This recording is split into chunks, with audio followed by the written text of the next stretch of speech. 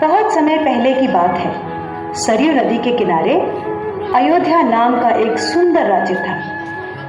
अयोध्या के राजा थे राजा दशरथ। उनकी 3 रानियां और 4 पुत्र थे, राम, लक्ष्मण, भरत और शत्रुघ्न। जब राजा दशरथ ने राम को राजा बनाने की घोषणा की तब सभी लोग बहुत खुश हुए, लेकिन रानी कैकेयी खुश नहीं थी। महाराज, क्या आपको याद है आपने मुझे 2 वचन दिए थे? आज उन वचनों को पूरा करने का समय आ गया है।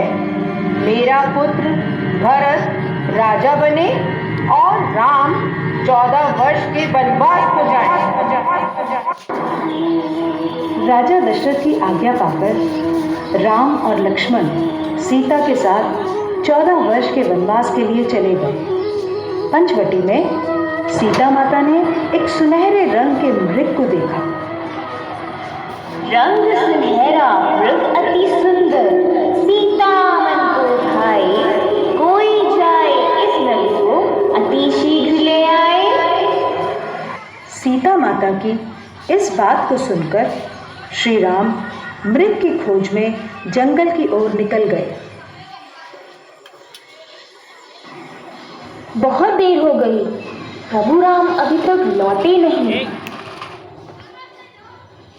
लक्ष्मण, लक्ष्मण, हे सीते, हे सीते।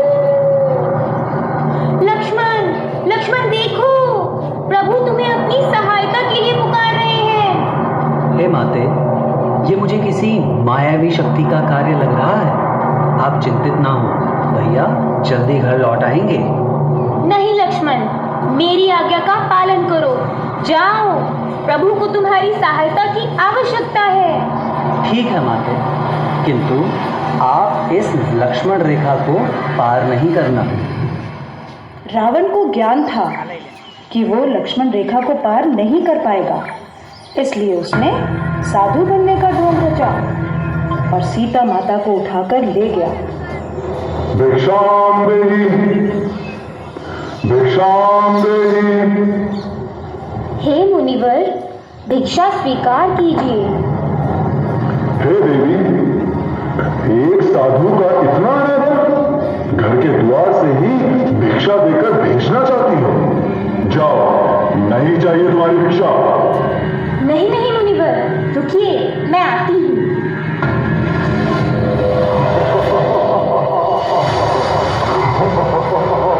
बचाओ, बचाओ, बचाओ, भैया लक्ष्मण, प्रभु राम, बचाओ, बचाओ, हे नाथ, मुझे बचाओ। यह धर्मी पापी रावण मुझे उठाकर ले जा रहा है, बचाओ। राम और लक्ष्मण सीता माता को कुटिया में ना पाकर बहुत चिंतित हुए और उनकी खोज में निकल गए।